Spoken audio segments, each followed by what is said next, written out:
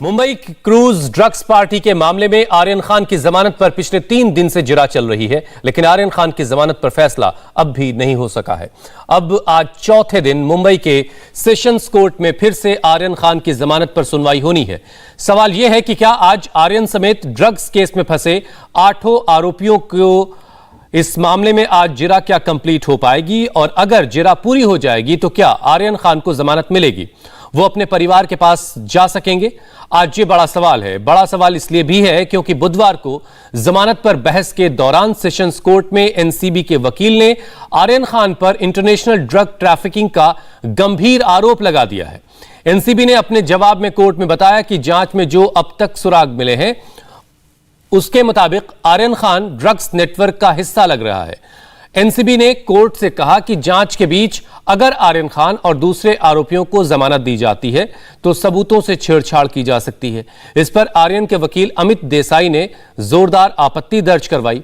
अमित देसाई ने कहा कि अज्ञात व्हाट्सएप चैट के आधार पर आर्यन खान पर इतना बड़ा आरोप लगाना उसके साथ नाइंसाफी है। वो नौजवान है, उसे काफी सजा मिल चुकी है और मामले को और बदतर बनाने से कोर्ट को बचना चाहिए। आर्यन की बेल का विरोध करते हुए एनसीबी ने कहा था कि उसे जवाब के लिए वक्त चाहिए। बुधवार को एनसीबी ने वो जवाब दाखिल किया जिसके मुताबिक ड्रग्स केस में आर्यन आरोपी नंबर 1 है। एनसीबी का कहना है कि आर्यन विदेशी ड्रग्स डीलर्स के संपर्क में था। इंटरनेशनल ड्रग्स नेटवर्क से आर्यन के कनेक्शन को देखते हुए विदेशी ड्रग्स ट्रांजैक्शन की जांच जारी है। इसके साथ आर्यन ड्रग्स नेटवर्क की साजिश में भी शामिल था। एनसीबी के मुताबिक उसे ड्रग्स की खरीद और सप्लाई में रोल होने के सुराग मिले हैं। आर्यन अरबाज और उसके सोर्सेज से ड्रग्स लेता था। क्रूज पर जाने का भी आर्यन अरबाज का खास मकसद था। आर्यन का डायरेक्ट ड्रग्स सप्लायर अचित कुमार है, जिसे 2.6 ग्राम गांजे के साथ गिरफ्तार किया गया है। एनसीबी ने कोर्ट में आर्यन के खिलाफ जो आरोप लगाया उसके जवाब में आर्यन के वकील ने क्या कहा वो भी बहुत जरूरी है जानना। आर्यन के बचाव में डिफेंस लॉयर ने कहा कि आर्यन के पास से कोई ड्रग्स की बरामदगी नहीं हुई है। एनसीबी ने खुद माना है कि आर्यन के पास ड्रग्स नहीं थी। एनसीबी ने दावा किया कि आर्यन ड्रग्स लेता है, लेकिन अदालत यह भी जानती है कि कस्टडी में इस तरह के बयान कैसे लिए जाते हैं। बचाव पक्ष के वकील ने कहा कि व्हाट्सएप चैट के आधार पर आर्यन को उलझाने की कोशिश की जा रही है। रिकवरी की गई ड्रग्स से आर्यन का कोई संबंध नहीं है। बचाव पक्ष के वकील ने हैरानी जताई कि पार्टी में आर्यन को बुलाने वाला अब तक गिरफ्तार नहीं हुआ। प्रतीक गाबा ने आर्यन खान को क्रूज की पार्टी में बुलाया था। आर्यन को क्रूज पर पार्टी का न्योता मिला था, उसने खुद टिकट नहीं खरीदा था। आर्यन अपने दोस्त अरबाज मर्चेंट के साथ क्रूज पार्टी में पहुंचा था। अरबाज ने आर्यन के साथ पहले ड्रग्स लेने की बात कही। अरबाज के पास से एनसीबी ने 6 ग्राम चरस बरामद की। क्रूज पार्टी के दौरान आर्यन खान के पास से एनसीबी को कोई कैश नहीं मिला। ऐसे में बिना पैसे आर्यन का ड्रग्स खरीदने का सवाल ही नहीं उठता। इस मामले में पकड़े गए दूसरे आरोपियों से आर्यन का कोई कनेक्शन नहीं है। अरबाज ने भी एनसीबी से कहा कि वो खुद के लिए चरस लेकर आया था, ड्रग्स नहीं मिली। फिर भी आर्यन की पहले गिरफ्तारी हुई। जिसके पास ड्रग्स मिली उसे बाद में गिरफ्तार किया गया। आर्यन खान को आरोपी नंबर 1 बनाया गया है, लेकिन उनके पास ड्रग्स बरामद नहीं हुई। हम आपको बताते हैं कि एनसीबी को किसके पास से कितने ग्राम ड्रग्स बरामद हुई है। आर्यन खान आरोपी नंबर 1, अरबाज मर्चेंट आरोपी नंबर 2, 6 ग्राम चरस मुनमुन धमीचा आरोपी नंबर 3, 5 ग्राम हशीश अब्दुल कादिर, और आरोपी नंबर 9 के पास 2.5 ग्राम एक्सटेसी पिल्स और 54.3 ग्राम मेफ्रेड्रोन, और अचित कुमार आरोपी नंबर 17 के पास से 2.6 ग्राम गांजा। शिवराज हरिजन आरोपी नंबर 19 है, उसके पास 62 ग्राम चरस मिली है। जमानत की दलीलों पर क्या है पूरी कानूनी पेचीदगियां, इसे लेकर हमारे संवाददाता ने आरोपी अरबाज मर्चेंट के वकील से बात की है। आज एनसीबी की तरफ से कैटेगोरिकली कहा गया कि वो अपने साथ ड्रग्स लेकर आए, तो इसकी जानकारी उन्होंने कबूलनामे में दी थी और आर्यन को भी पता था कि अरबाज के पास ड्रग्स है। जी, हम आज भी यही कह रहे हैं कि हम वो फैक्ट तो डिनाई ही कर रहे हैं, लेकिन अगर हम प्रोसिक्यूशन की केस वैसे के वैसे भी देखें तो भी उसके पास से जो रिकवरी हुई है, जो एलिजिडली रिकवरी हुई है, वो भी कंज्यूमेबल क्वांटिटी है और उसके कबूलीनामा में भी यही है कि वो कंज्यूम करने आया था, जिसकी सज़ा सिर्फ 6 महीने की है। आर्यन को लेकर स्पेसिफिक जाना चाहूँ क्योंकि वो अरबाज के काफ़ी करीबी दोस्त हैं। उनका ये कहना है कि जो व्हाट्सएप चैट है उससे एक चीज़ समझ में आ रही कि एक बल्क क्वांटिटी में ड्रग्स को लेकर बातचीत हो रही थी, पैसों को लेकर जो पेमेंट का मोड क्या होगा उसको लेकर बातचीत।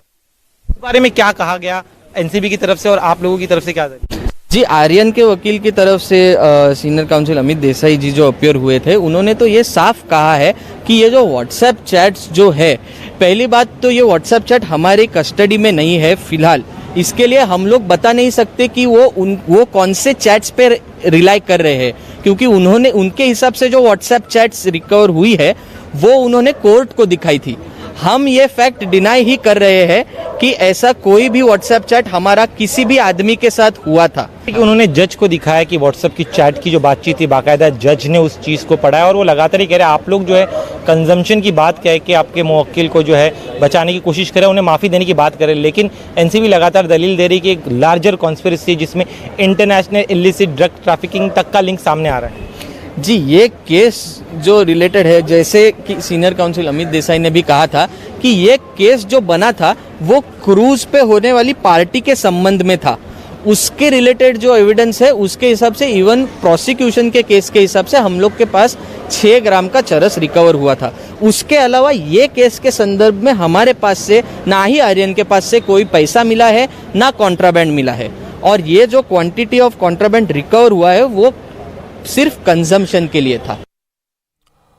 और इधर कोर्ट में जमानत पर जिरा चल रही है। ड्रग्स केस में एनसीबी को लेकर सियासत भी हो रही है। कल एनसीपी अध्यक्ष शरद पवार ने कहा कि नारकोटिक्स कंट्रोल ब्यूरो केंद्र का नया हथियार है, वरना इसका नाम किसने सुना था।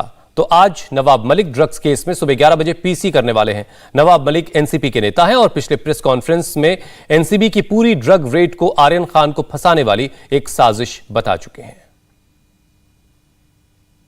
सच बताओ तो हम कभी कभी सीबीआई की बात सुनते थे। क्या के लिए सुनते थे कि समझो यहाँ कोई एक ऑर्गेनाइज क्राइम हुआ तो विधानसभा में लोग बोलते थे कि यहाँ की पुलिस ठीक जांच नहीं करेंगे, क्राइम ब्रांच को दे दो, ये हम सुनते थे। और आजकल ईडी हमें मालूम नहीं रहती इससे पहले, ये सब नई एजेंसी, ये नारकोटिक बोर्ड, ये तो इनकी देन है, इनके तो मुझे हमें मालूम हो गया, जैसा ऐसा इसलिए हमें मालूम नहीं था। ये सब एजेंसी किसका पॉलिटिकल लाइफ में काम करने वाले किसी का संबंध आज तक कभी नहीं था, मगर इसका गैर इस्तेमाल करना जब शुरू हो गया सब लोगों को फंसा। क्रूज में ड्रग्स पार्टी पर रेड के दौरान किरण गोसावी नाम का एक शख्स बहुत चर्चा में रहा। आर्यन खान के साथ एनसीबी दफ्तर में उसकी सेल्फी भी वायरल हुई थी। बाद में पता चला कि वो बीजेपी का नेता है और एनसीबी ने उसे रेड के वक्त गवाह के तौर पर लेकर गई थी। उसी किरण गोसावी की हिस्ट्री शीट पुणे पुलिस ने खोल दी है। पुणे पुलिस ने किरण गोसावी के खिलाफ धोखाधड़ी के मामले में लुकआउट नोटिस जारी किया है। किरण गोसावी की यह पूरी धोखाधड़ी 3 लाख रुपए की है। उसने 3 साल पहले मलेशिया में नौकरी दिलाने के नाम पर एक युवक से पैसे लिए थे, लेकिन पैसा लेने के बाद से ही किरण पुणे से फरार है। क्रूज पार्टी में रेड के बाद शाहरुख के बेटे आर्यन के साथ जब उसकी सेल्फी वायरल हुई तो तस्वीरें उस शख्स तक भी पहुंची और उसके बाद पुलिस ने भी संज्ञान लिया।